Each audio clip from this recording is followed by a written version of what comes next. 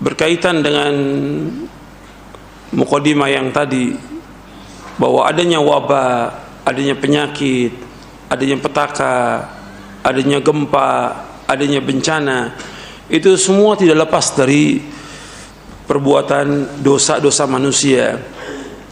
Sekarang kita hidup di masyarakat yang mereka berbuat dosa dan maksiat, apakah kita juga ikut kena? Kewajiban ini yang paling penting kepada para dai dan juga ulil amri, para dai dan ulil amri, untuk terus mengingatkan manusia agar mereka berhenti dari perbuatan dosa dan maksiat. Apakah syirik, perbuatan bid'ah, meninggalkan sholat, banyak meninggalkan sholat, tidak sholat mereka, minum khamr, berzina, riba dan yang lainnya, itu wajib diingatkan. Itu kewajiban para dai. Adapun orang awam, ya dia hanya mengingatkan semampu dia dari apa yang seperti sholat, ya paling ngajak ke sholat, ke masjid dia, jangan lupa sholat, itu yang dia tahu, tapi dalil dia nggak tahu, tapi mengingatkan penting. Mengingatkan orang jangan berzina, itu sudah cukup bagi orang awam. Yang paling penting lagi ya keluarganya, untuk diingatkan, ya ayyuhalladzina amanu qu anfusakum wa ahlikum nar, wahai yang beriman jaga diri kamu dan keluarga kamu dari api neraka. Sekarang pertanyaannya, kalau terjadi demikian di masyarakat, apa kita ikut kena juga akibat perbuatan dosa mereka?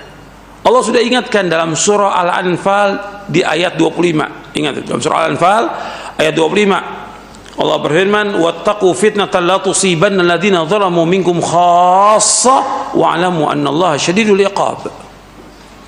Hendaklah kalian berhati-hati fitnah yang tidak menimpa orang-orang yang zalim di antara kalian saja. Ketahuilah Allah itu sangat keras siksanya. Artinya tidak orang yang berbuat dosa saja yang kena, semua kena ini, semua kena kaum muslimin yang lain. Hatta banyaknya orang soleh seperti yang disebutkan dalam hadis yang sahih yang diriwayatkan oleh Imam Bukhari dan Muslim dari sahabat Ummul Mukminin Zainab bintu Jahsh radhiyallahu anha wa ardhaha, ketika Nabi menyebutkan tentang Ya'juj wa Ma'juj, kemudian Zainab radhiyallahu anha bertanya, ya Rasulullah, anahliku wa fina salihun, apakah kita akan dibinasakan oleh Allah sedangkan di antara kita banyak orang-orang soleh? Nabi menjawab SAW, na'am idza kathurul khabath, iya, Allah akan binasakan semuanya. Yang berbuat maksiat dibinasakan, yang soleh juga dibinasakan oleh Allah apabila sudah banyak kerusakan. Al-khabath itu kerusakan, apakah itu dosa-dosa besar, perzinaan, orang liwat, sodomi dan segala macam dah. Al-khabath itu dibinasakan Allah. Ini jawaban Nabi, na'am idza kathurul khabath. Hadis yang sahih riwayat Bukhari Muslim dan dimasukkan juga oleh Imam An-Nawawi dalam kitabnya Riyadhus Shalihin. Hadis ini sahih Bukhari Muslim. Anahliku wa fina salihun, na'am idza kathurul khabath. Makanya kita wajib berhati-hati, jangan merasa aman dengan azab Allah. Allah ingatkan dalam Al-Quran, jangan merasa aman meskipun kita nggak berbuat dosa, tapi sekeliling kita berbuat dosa. Orang yang nggak sholat, orang-orang yang pakaian telanjang, terbuka auratnya, riba dan yang lain banyak sekali, syirik, bid'ah. Kita jangan merasa aman. Oh, kalau kita nggak apa-apa, insya Allah nggak diadab. Akan kena.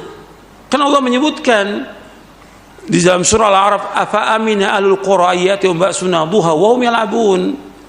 Apakah mereka merasa aman dengan adab Allah yang datang dengan tiba-tiba di waktu duha sedangkan mereka sedang bermain? Antum lihat di surah Al-A'raf supaya antum tahu, supaya kita nggak merasa aman, karena merasa aman dengan adab Allah juga termasuk dosa besar.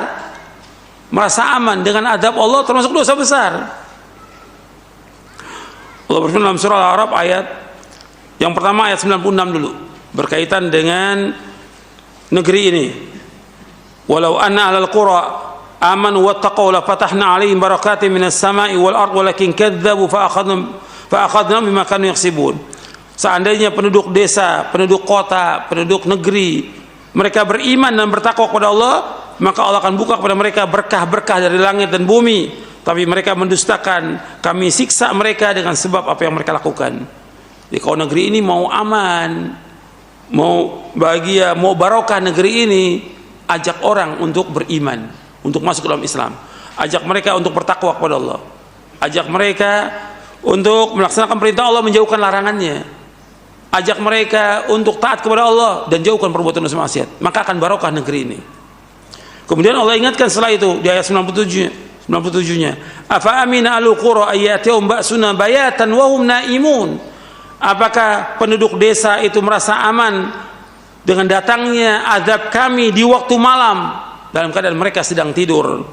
Awa amina alu qura ayatihum ba'suna duha wa hum yal'abun.